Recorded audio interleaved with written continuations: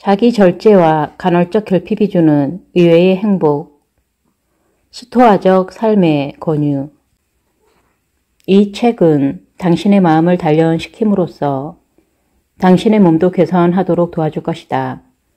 하지만 사실은 그 이상의 내용도 담고 있다.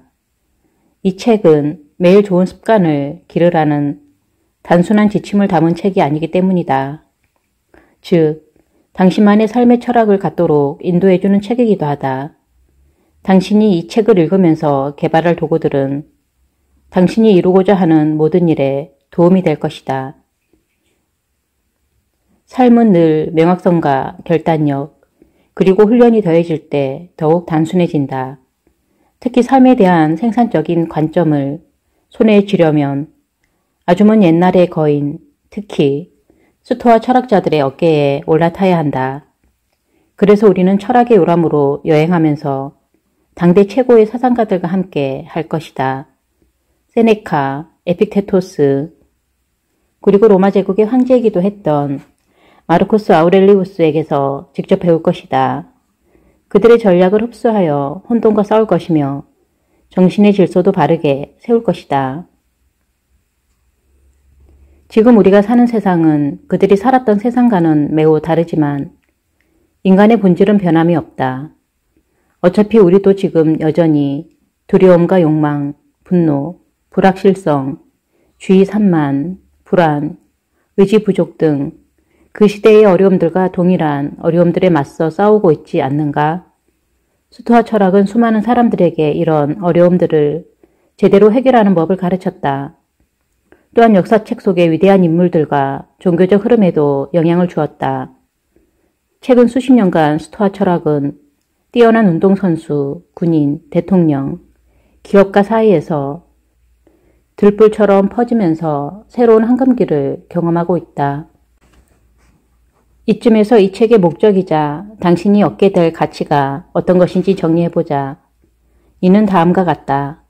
더 명확해지고 덜 두려워하기, 목적을 더 분명히 하고 덜 무기력해지기, 더 집중하고 덜 산만해지기, 마음을 더욱 다스리고 감정적인 반응 덜하기, 더 감사하고 덜 분노하기, 바꿀 수 있는 일은 더 열심히 하고 바꿀 수 없는 일에 대해서는 덜 불안해하기, 주인공이 되기 위해 더 노력하고 피해자가 되는 경우는 더욱 줄이기, 더 용기를 갖고 덜 후회하기, 더 인정하고 덜 걱정하기.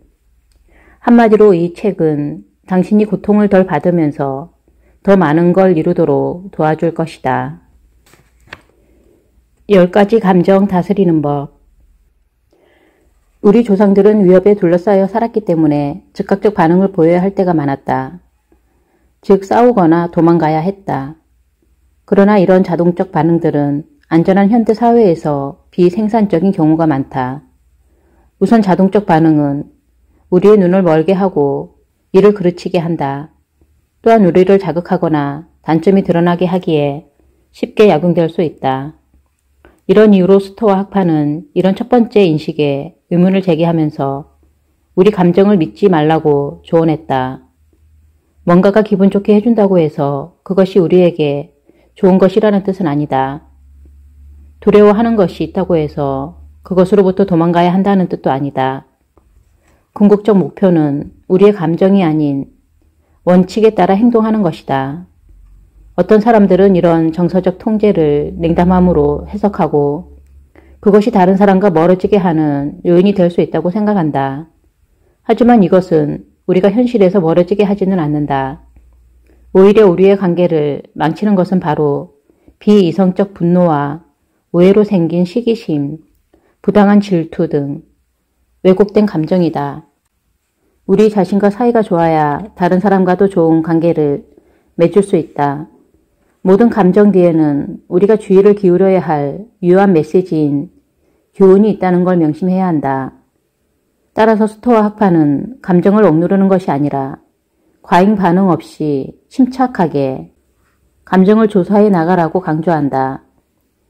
예를 들어 두 사람이 똑같이 배가 고파도 매우 다른 혼잣말이 나올 수 있다. 배고파 죽겠어. 지금 당장 먹어야 해.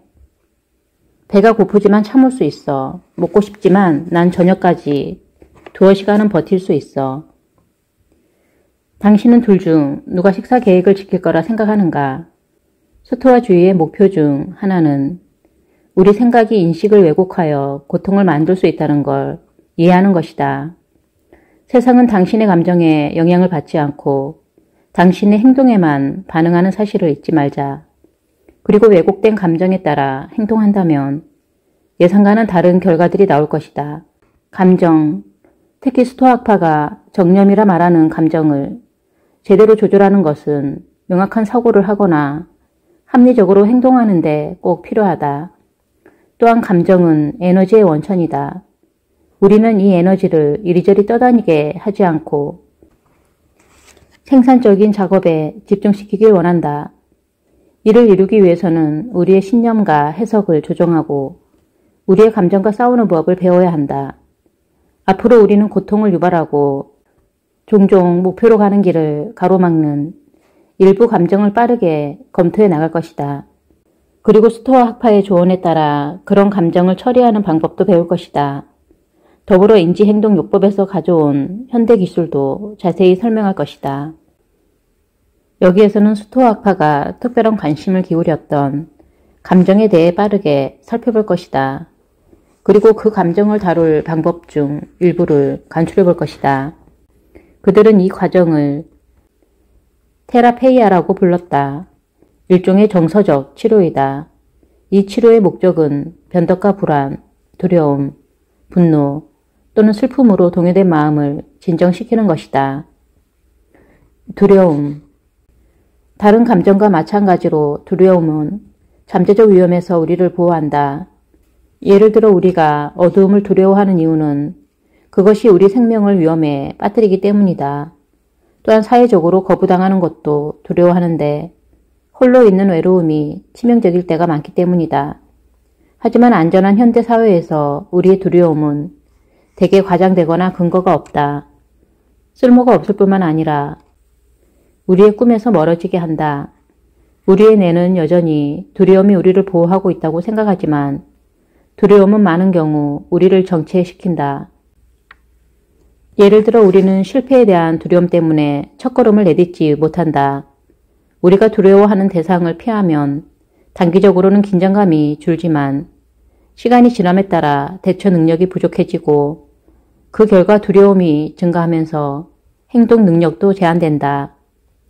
이런 이유로 스토아 주의의 우선순위는 두려움 극복이었다. 실제로 용기를 4가지 주요 미덕 중 하나로 간주했다. 항상 그렇듯이 첫 번째 단계는 그 감정을 조사해서 원인을 찾아내는 것이다. 우리가 정말로 두려워하는 것은 무엇인가? 두려움은 우리가 모르는 것에 대한 반응일 때가 많다. 두려움을 줄이는 가장 좋은 방법은 그걸 명백하게 밝히는 것이다. 우리가 불을 켤 때까지는 어두움을 두려워할 수밖에 없다. 스토아 학파는 가면의 비유를 들었다. 우리는 갑자기 가면을 쓴 사람을 보면 가면 뒤에 괴물이 아닌 사람이 있다는 걸 확인하기 전까지는 계속 두려워한다. 이같이 세네카의 말에 따르면 우리는 사람뿐만 아니라 모든 것에서 가면을 벗겨야 한다. 그러면 그것들의 실체를 보게 될 것이다. 이렇게 하면 두려움 자체 외에는 우리가 두려워해야 할 것이 없다는 사실을 깨닫게 될 것이다. 이 가면을 벗기는 첫 번째 단계는 우리가 두려워하는 대상을 객관적인 방법과 인지거리라는 기술로 설명하는 것이다. 우리가 두려워하는 걸 정의하면 추상적 두려움을 구체적 위협으로 바꿀 수 있으며 또한 이것을 평가하고 많은 경우 줄일 수 있다. 처음에 뭔가가 우리를 두렵게 할 때 그것들을 자주 접하면 그 두려움은 힘을 잃는다. 가장 효과적인 심리치료 방법은 그 두려움을 인식하고 점진적으로 노출시킴으로써 그걸 극복하는 것이다. 그럼으로써 두려운 대상을 익숙한 대상으로 바꾸는 것이다. 예를 들어 만일 개공포증이 있는 사람이 두려움을 줄이는 가장 좋은 방법은 점차 개에 노출되는 것이다. 시간이 지남에 따라 당신의 머리는 개가 상상한 것만큼 끔찍하지는 않다는 사실을 깨닫게 될 것이다. 두려움 앞에서 도전적인 자세를 취하라.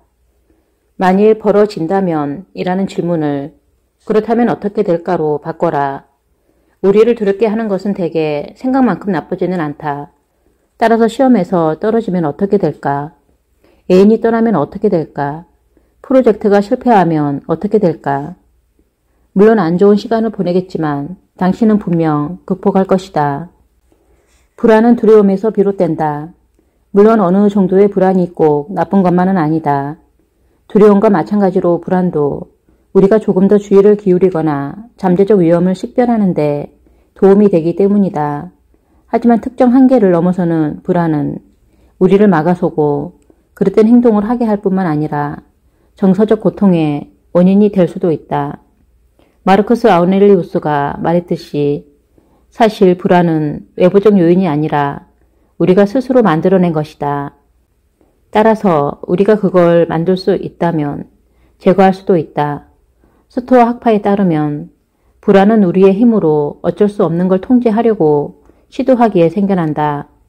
예를 들어 많은 사람은 미래에 일어날 수 있는 일에 대해 불안해하면서 잠재적 피해까지 예상한다. 일반적으로 불안의 또 다른 원인은 타인의 의견에 따른 걱정이다. 이제 이 두 경우를 모두 살펴보자. 우리의 불안 중 일부는 타인의 의견에 대해서 신경을 쓰기 때문에 생긴다. 우리는 대부분 작은 집단을 이루며 발전해왔기 때문에 우리의 비교의 틀은 주변 사람들이었다. 따라서 우리에 대한 타인의 의견은 우리 삶에 큰 영향을 미쳤고 그렇게 우리는 끊임없이 타인의 승인을 구하며 살아왔다. 하지만 오늘날 우리는 수많은 사람에 둘러싸여 살고 있다. 그들의 의견은 실제로 우리에게 영향을 끼치지 않는다. 하지만 우리는 그들과 어울리지 못할까봐 괴로워한다. 소셜미디어가 이런 영향을 확대하고 있다. 예를 들어 우리는 낯선 사람의 댓글을 받고 모든 사람과 비교할 수 있도록 이곳에서 자신을 노출한다. 우리는 항상 우리를 비판하는 사람들이나 우리 기준에서 우리보다 더 낫다고 생각하는 사람들을 만나게 될 것이다. 스토아 학파는 항상 그렇듯이 우리의 통제 영역에 초점을 맞춘다. 타인의 의견은 우리의 통제 밖에 있다. 우리가 할 수 있는 일은 오로지 우리의 가치에 따라 행동하고 우리 이전에 살았던 사람들과 우리를 비교하는 것뿐이다. 그리고 이렇게 하면 흥미롭게도 우리의 평판이 좋아질 것이다. 에픽테토스는 이와 관련하여 불안해하는 가수를 예로 들었다. 이 가수는 혼자 노래할 때 잘하고 하프도 완벽하게 연주했지만 무대에 오르기만 하면 목소리가 줄어들고 하프 연주도 엉망이었다. 그렇다면 이 가수는 왜 불안해하는 걸까? 지금 이 가수는 자신의 평판을 걱정하고 있다. 그저 노래를 잘 부르고 싶어 부르는 게 아니라 다른 사람들의 박수갈채까지 받길 원하기 때문이다. 이 사람의 잘못은 스스로 통제할 수 있는 유일한 일인 연주보다 그럴 수 없는 청중의 반응에 더 많은 가치를 부여하는 것이다. 역설적으로 청중의 박수를 무시하면 불안감이 사라지고 모든 에너지를 실제로 통제할 수 있는 영역인 연주에 집중할 수 있게 된다. 모든 외적 요소를 인정하는 것은 우리에게 힘이 된다. 그것은 비이성적 불안과 두려움에서 우리를 해방한다. 그것은 우리의 모든 관심과 에너지를 우리의 행동에만 쏟게 해준다.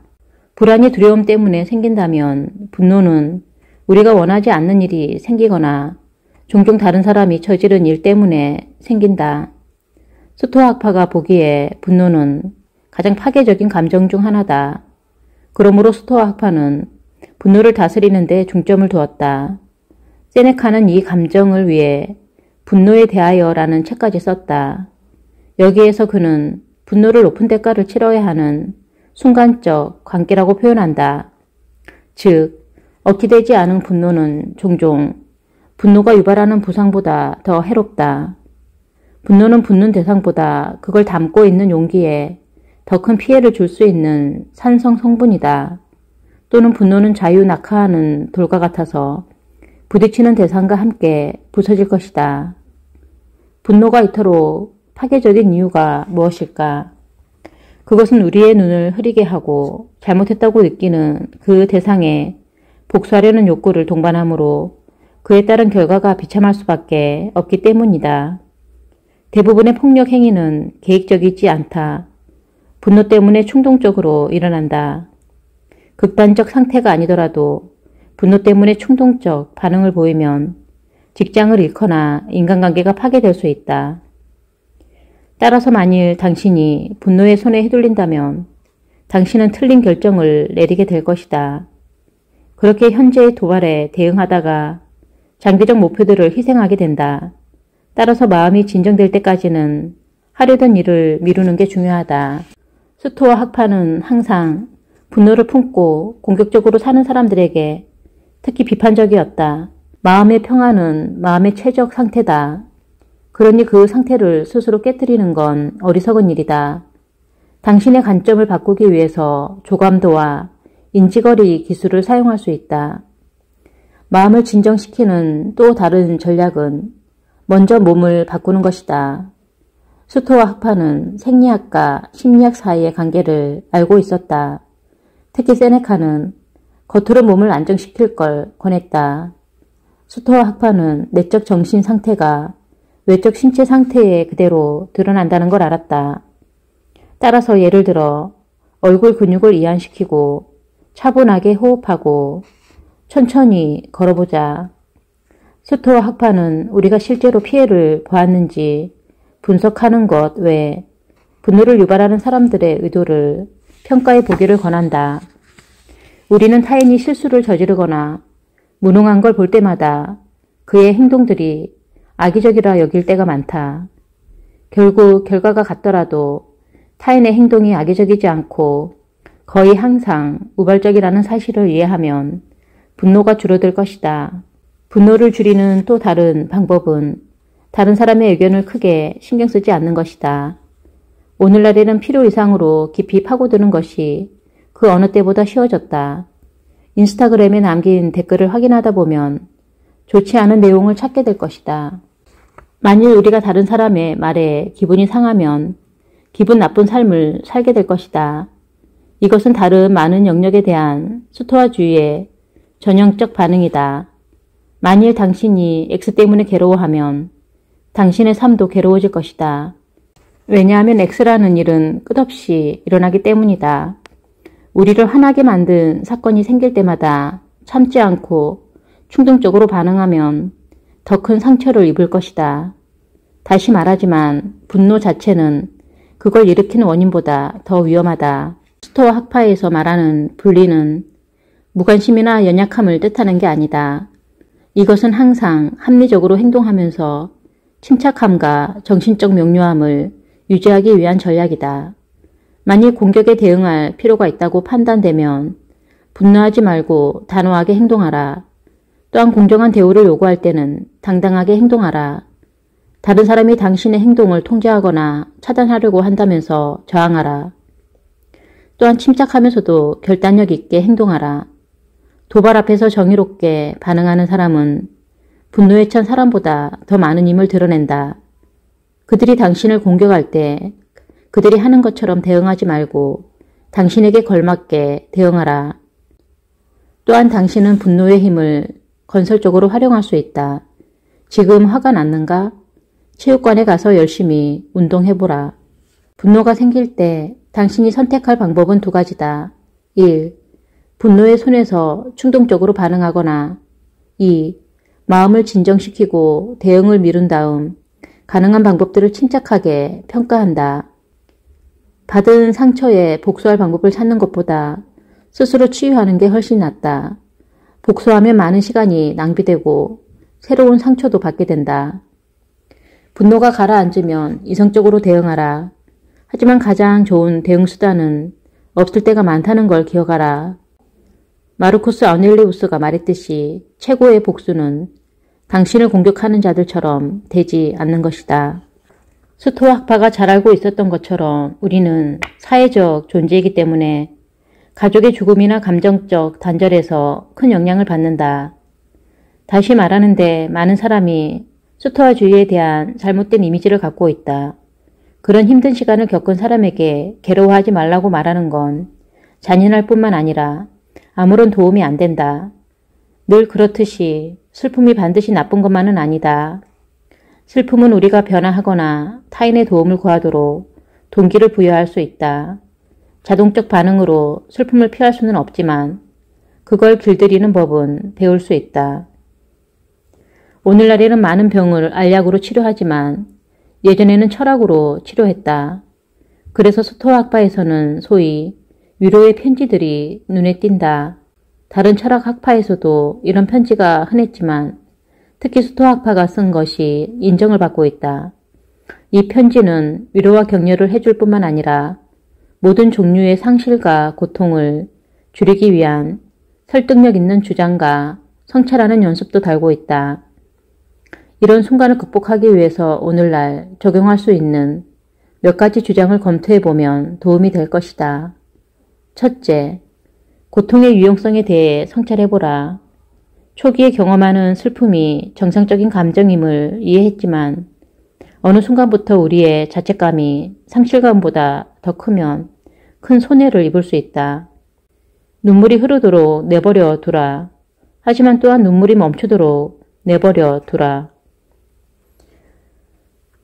둘째, 우리가 가진 걸 강조하고 잃어버린 것에 대해서는 덜 생각하면서 우리의 관점을 바꾸려고 노력하라. 누군가를 잃었는가? 그럼 그 사람이 당신과 함께하지 않았다면 당신의 삶이 얼마나 더 나빠졌을지 상상해보라. 그 관계가 끝났다는 슬픔보다는 그 관계가 존재했음에 감사해야 한다. 우리가 사랑하는 사람들의 일부는 여전히 우리와 함께 있다. 그 과거의 시간은 우리의 것이다. 일반적으로 스토아 학파는 우리 삶에 다가오는 모든 것은 우주에서 빌려온 것이니 언제라도 우주가 되돌려 달라고 요구할 수 있는 것으로 바라보라고 권했다. 그렇게 하면 가진 걸 더 많이 생각하고 그걸 잃었을 때 덜 고통받게 된다. 당신이 자녀에게 입을 맞출 때 죽을 운명에 처한 사람에게 입을 맞추고 있다는 걸 명심하라. 셋째, 우리에게 고통을 준 사람이 우리가 고통스러워하는 모습을 오랫동안 보고 싶어 할지를 자문해보라. 만일 대답이 그렇다라면 눈물을 흘릴 필요가 없다. 그리고 대답이 아니오라면 그 추억을 존중하는 가장 좋은 방법은 고통을 멈추는 것이다. 고통은 우리에게나 상대에게나 전혀 도움이 안 된다. 슬픔을 준 사람보다 당신의 슬픔에 대해 덜 행복한 사람은 없다. 그 사람은 당신이 고통받기를 원치 않거나 당신이 그걸 겪는다는 사실조차 모른다. 그래서 당신의 감정은 아무 기능도 하지 않는다. 당신의 눈물은 아무에게도 도움이 되지 않아서 지속해봤자 소용없다. 끝으로 스토아 학파는 비슷한 순간을 극복한 사람들의 많은 사례를 편지에 담았다. 다른 사람들도 같은 일을 겪었는데 마음을 잘 다스려서 극복했을 뿐만 아니라 더 강해졌다는 사실을 아는 것이 도움이 되기 때문이다. 여러 자녀를 땅에 묻어야 했던 세네카와 마르코스 아우렐리우스는 그 경험을 바탕으로 이야기를 전했다. 그들은 인간이 많은 종류의 비극에 맞서도록 훈련을 받았고 철학은 여러 가지 전략으로 우리를 돕는다는 사실을 일깨웠다.